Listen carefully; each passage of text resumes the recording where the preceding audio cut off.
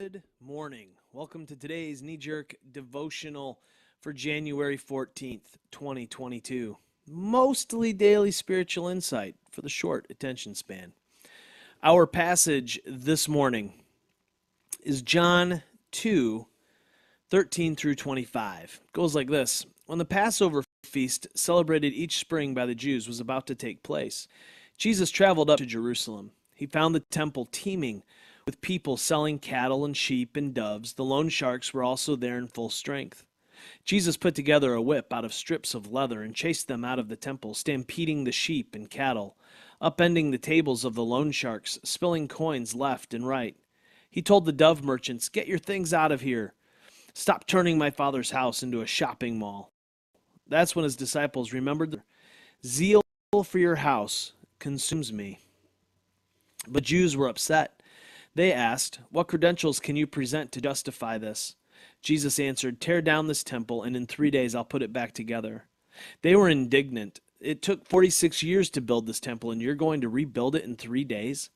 But Jesus was talking about his body as the temple. Later, after he was raised from the dead, his disciples remembered he had said this. They then put two and two together and believed both what was written in Scripture and what Jesus had said. During the time he was in Jerusalem, those days of the Passover feast, many people noticed the signs he was displaying, and seeing they pointed straight to God, entrusted their lives to him. But Jesus didn't entrust his life to them. He knew them inside and out, knew how untrustworthy they were. He didn't need any help in seeing right through them. I've said this before and I will say it again. These devotionals are not sermons. So you get my fresh take on a particular passage. I limit myself to how much I talk about. A passage like this is really hard to hold myself to the limit. I want to dig into all the things. I want to share all the things, but I can't. So if you have questions, hit me up. Let's talk about them.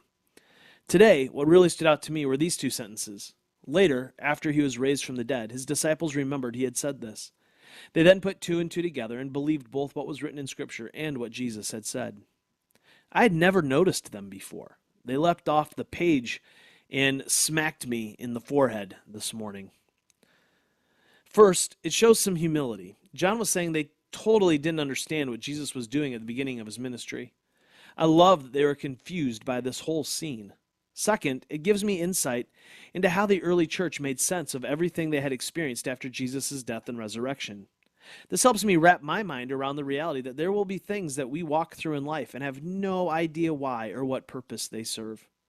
Yet, afterwards, we can look back and see how they shaped us and made us into the people we are today. When we get some distance from a particular situation, we're able to see it through the lens of the wisdom that we gained from the experience. The disciples, who would become apostles, looked back through the resurrection and the crucifixion on the life of Jesus and saw it with new meaning and new purpose. What are some of the things that you've gone through in your life that as you look back on them gained purpose and meaning? How do you understand your personal story and see in it how there has been a purpose? How has your story made you who you are? When we take time to answer these kinds of questions, they help us identify the hand of the divine in our lives. Every few years, I take some time to think about my story, and it always leaves me grateful.